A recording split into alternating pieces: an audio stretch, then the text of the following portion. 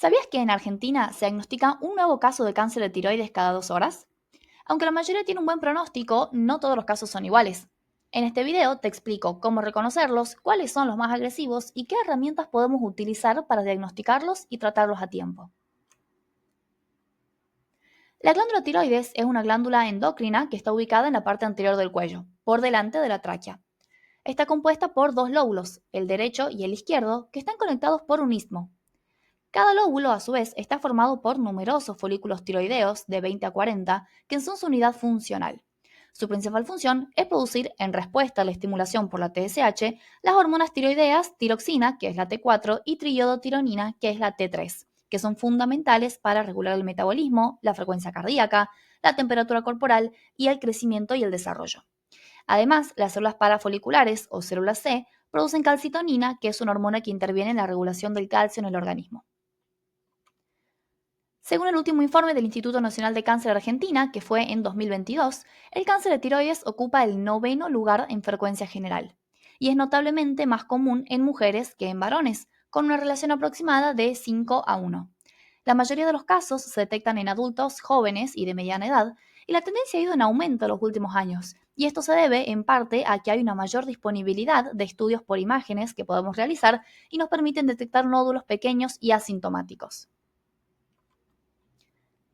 Entre los factores de riesgo encontramos el sexo femenino, que como mencionamos recién, los cánceres tiroideos, de hecho al igual que muchas otras patologías de la tiroides, son significativamente más frecuentes en mujeres. Se diagnostican alrededor de 5 veces más en mujeres que en hombres. Aunque pueda aparecer a cualquier edad, el diagnóstico es más frecuente entre los 20 y los 60 años. Sin embargo, cuando se detecta un nódulo en personas más jóvenes, lo que es menos habitual, existe mayor probabilidad de que éste sea maligno. Es decir, es menos frecuente que aparezca un nódulo en alguien más joven, pero si es que aparece, es más probable que este nódulo sea maligno. La radiación en cuello o cabeza es uno de los factores predisponentes más importantes, especialmente si ocurrió durante los primeros 20 años de vida. Por ejemplo, cuando fue la tragedia de Chernóbil en 1986, se observó que hubo un aumento significativo de casos en niños que estuvieron expuestos a la radiación ionizante. O bueno, en realidad, trayéndolo un poquito más a lo cotidiano, antes de los años 60 se utilizaban dosis de baja radiación para tratar enfermedades que hoy no lo justificarían, como por ejemplo el acné o infecciones cutáneas. Y bueno, más cercano a nosotros todavía, la radioterapia en la infancia por linfomas o neuroblastomas, por ejemplo, que sí se utiliza, también eleva el riesgo. Ahora, por si se lo preguntan, sí, las radiografías o las tomografías exponen a radiación, pero las dosis son muy bajas, casi que son insignificantes. Pero aún así, se recomienda evitar estudios de imagen que sean innecesarios, sobre todo en niños. Tener nódulos tiroideos previos aumenta la probabilidad de detectar una neoplasia, aunque la gran mayoría son benignos, como adenomas o quistes. Para que se den una idea, menos del 1% de los nódulos tiroideos resultan ser carcinomas. Así que si tenés un nódulo o conoces a alguien que lo tenga, no te alarmes. Lo más importante es consultar al médico y estudiarlo bien. Solo el 1% son neoplasias malignas. Tener familiares de primer grado, o sea, madre, padre, hermanos o hijos con cáncer de tiroides, aumentan el riesgo. Y también algunos síndromes hereditarios, como la neoplasia endocrina múltiple tipo 2 o MEN2, el síndrome de Cowden o de Gardner. Y ciertas mutaciones somáticas en vías como la MAP quinasa o la fosfatidilinositolquinasa, o genes como RAS o BRAF, pueden estar involucrados en el desarrollo de distintos tipos de carcinoma. Cuando hablamos de cáncer de tiroides, nos referimos a distintos tipos de tumores que se originan en diferentes células de la glándula. La gran mayoría derivan del epitelio folicular. Dentro de estos, la mayoría son bien diferenciados, es decir, mantienen cierta organización celular y suelen tener mejor pronóstico. Ahora bien, no todos se comportan igual. Algunos crecen lento y casi no dan síntomas, mientras que otros pueden ser bastante más agresivos desde el inicio. Dentro de los principales subtipos encontramos el carcinoma papilar, que es por lejos el más frecuente. Representa el 80 a 90% de los casos y es también en general el de mejor pronóstico, afortunadamente. El carcinoma folicular es el segundo más común, siendo entre el 5 y el 15%. El carcinoma medular es alrededor del 5% de los casos y se origina en las células parafoliculares, que eran las que dijimos recién productoras de calcitonina. Y el carcinoma anaplásico, que es el menos frecuente, menos del 5%, pero es también el más agresivo. Cada uno de estos subtipos tiene características clínicas, pronósticas y microscópicas propias que vamos a ir repasando. Como mencionamos antes, los carcinomas papilares son la forma más frecuente de cáncer de tiroides y está muy asociado a los antecedentes de radiación. Crece lentamente y tiene un buen pronóstico en general. Su diseminación es por vía linfática y tiene una supervivencia a los 10 años de más del 95%. Los carcinomas papilares pueden presentarse como tumores sólidos o multifocales. Algunos están bien delimitados y encapsulados, mientras que otros muestran un patrón infiltrativo con límites poco precisos e invasión del parénquima tiroideo adyacente. En la superficie de corte a veces se identifican estructuras papilares que ya nos van a ir orientando hacia el diagnóstico.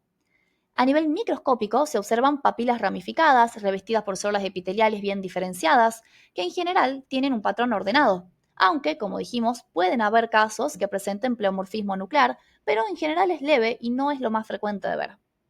La característica más distintiva son los llamados núcleos en ojo de Anita la huerfanita, que son núcleos con cromatina fina y dispersa que les da un aspecto claro o vacío, y se llaman así por el parecido que tienen con los ojos del personaje del cómic Annie la huerfanita de 1924. También son típicas las inclusiones intranucleares, que son invaginaciones del citoplasma que se mete dentro del núcleo, dándole un aspecto de inclusión. Aunque parece material nuclear, en realidad es citoplasma que está replegado o metido hacia adentro. Otra característica útil es la presencia de los cuerpos de Samoma, que son calcificaciones laminadas concéntricas, que, si bien no están en todos los casos, son prácticamente exclusivos de este tipo de carcinoma. Estas alteraciones son tan características que, incluso sin ver papilas, permiten establecer el diagnóstico de carcinoma papilar. Desde el punto de vista clínico, los carcinomas papilares suelen ser tumores no funcionantes. Se presentan habitualmente como una masa indolora en el cuello, ya sea dentro de la tiroides o como metástasis en los ganglios linfáticos cervicales, y en general el diagnóstico puede establecerse en forma preoperatoria mediante una punción aspiración a aguja fina que nos permite evaluar estas características. El carcinoma folicular es la segunda neoplasia tiroidea más frecuente, representando entre el 10 y el 15% de los casos. Su aparición es más común en regiones con deficiencia de yodo en la dieta. ¿Por qué? Porque cuando hay poco yodo disponible, la glándula tiroides no puede producir suficiente hormona tiroidea, lo que genera un aumento compensatorio de la TSH. Esta estimulación crónica sobre las células foliculares favorece la proliferación y el recambio celular, creando un entorno propenso a desarrollar mutaciones y eventualmente transformar células normales en tumorales. A diferencia del carcinoma papilar, el folicular no presenta rasgos nucleares distintivos, por lo que el diagnóstico requiere observar otras características. Se trata de un tumor muy bien diferenciado, al punto que el principal desafío diagnóstico aquí es diferenciarlo del adenoma folicular, es decir, de una neoplasia benigna. La clave está en demostrar la invasión capsular o vascular de la muestra de la biopsia. No se puede diagnosticar con certeza solamente con una PAF.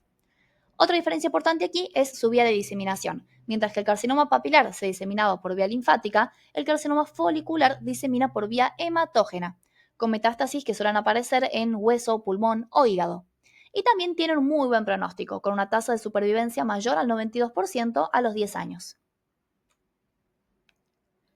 El carcinoma anaplásico de tiroides es un tumor poco frecuente que representa menos del 5% de los cánceres tiroideos, pero es sin duda el más agresivo. Suele presentarse en personas de edad más avanzada, habitualmente mayores de 65 años. A nivel microscópico, se trata de un tumor que es indiferenciado, con células grandes, anaplásicas, pleomorfas y con una altísima tasa de proliferación. El crecimiento es rápido, es infiltrativo y tiene capacidad de invadir estructuras cervicales vitales como la tráquea, el esófago y los vasos del cuello. Aunque la metástasis a distancia es frecuente, especialmente en pulmón, en la mayoría de los casos el desenlace fatal se debe a la invasión local masiva, más que a la diseminación. La mortalidad es casi el 100% y lamentablemente la sobrevida suele ser menor a un año desde el diagnóstico. Entonces tiene tendencia a metástasis, pero no siempre da el tiempo de que se produzca por esta alta mortalidad que tiene. En muchos pacientes se detecta un antecedente de carcinoma tiroideo bien diferenciado, como un papilar o un folicular, lo que sugiere que este carcinoma anaplásico puede representar una forma de desdiferenciación tumoral. Y por último, el carcinoma medular de tiroides es un tumor neuroendocrino que se origina de las células parafoliculares de la tiroides, responsables de producir calcitonina. Esta hormona, si bien no causa síntomas directos en la mayoría de los casos, es un marcador clave tanto para el diagnóstico como para el seguimiento postoperatorio. Aproximadamente el 70% de los casos son esporádicos, pero existe un 30% que son familiares y que pueden estar asociados a síndromes hereditarios, en especial la neoplasia endocrina múltiple de tipo 2.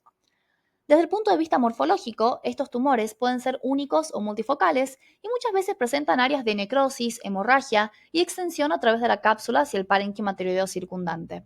A nivel microscópico, están formados por células poligonales o fusiformes que pueden estar dispuestas en nidos, trabéculas o folículos, y una característica muy distintiva es la presencia de depósitos amiloides en el estroma. La calcitonina producida por las células tumorales puede identificarse también fácilmente con inmunistoquímica.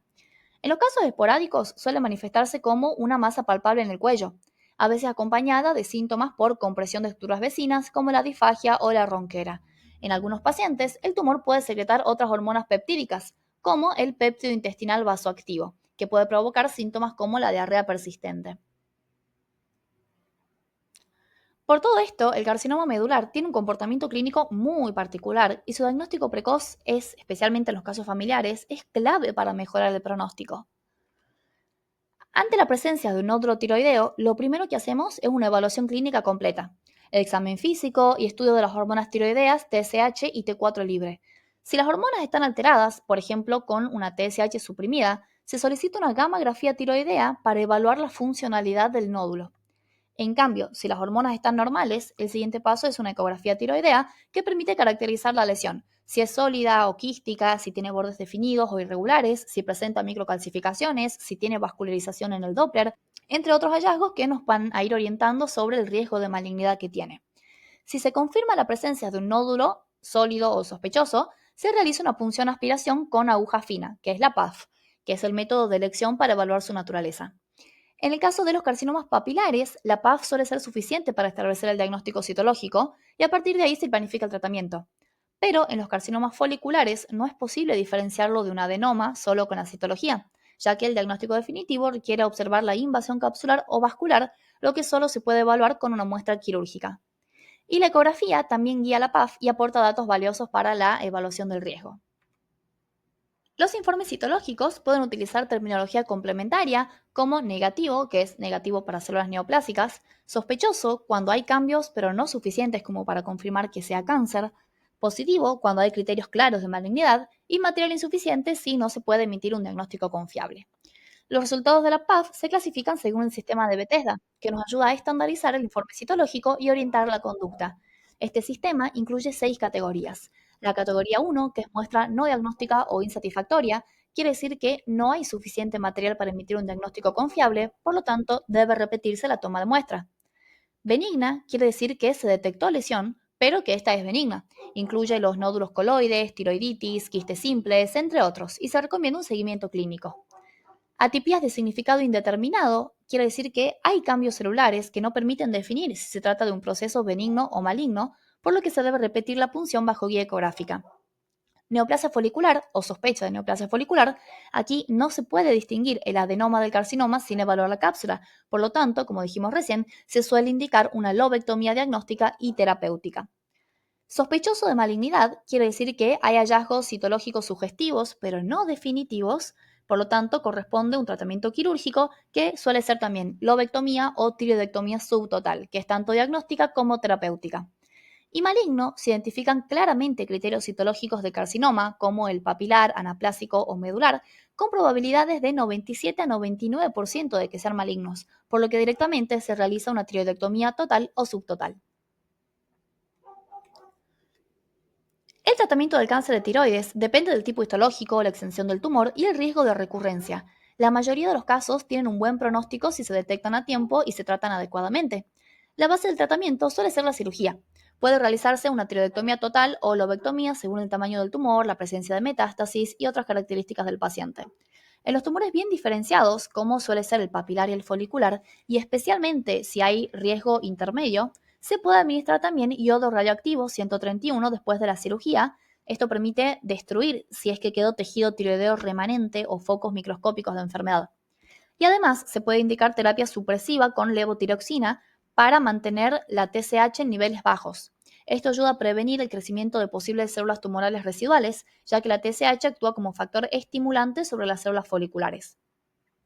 Y en tumores más agresivos, como el carcinoma anaplásico o el carcinoma medular avanzado, se pueden requerir tratamientos adicionales como ser quimioterapia y radioterapia externa, aunque lamentablemente en estos casos la respuesta suele ser un poco limitada.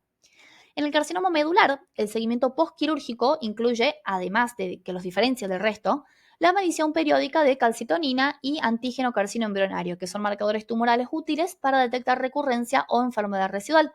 Y por último, en los casos familiares o asociados a síndromes hereditarios, como dijimos que era el MEN2, es fundamental realizar un testeo genético y evaluación de los familiares de primer grado para detectar casos presintomáticos y ofrecer un tratamiento preventivo si fuera necesario. Y hasta aquí llegamos con el tema de cáncer de tiroides. Aquí les dejo esta mini guía de bolsillo a modo de resumen de los puntos claves del tema para cuando ya estén repasando. Si te sirvió este contenido, no olvides de dejar tu me gusta, suscribirte al canal y compartirlo con quien creas que le pueda servir. Y si querés apoyarme para que yo pueda seguir haciendo videos como este, podés invitarme a un cafecito virtual. Cada aporte, por más chiquito que sea, me ayuda a seguir con este proyecto educativo que es para ustedes. Y como vimos, no existe un único tipo de cáncer de tiroides. Hay varios tipos con comportamientos y pronósticos muy distintos. Por eso, conocer su tipo histológico y sus características es fundamental para orientar el tratamiento y anticipar la evolución. La buena noticia es que, en la mayoría de los casos, si se detecta a tiempo, el cáncer de tiroides tiene un excelente pronóstico. Gracias por estar del otro lado y nos vemos en el próximo video.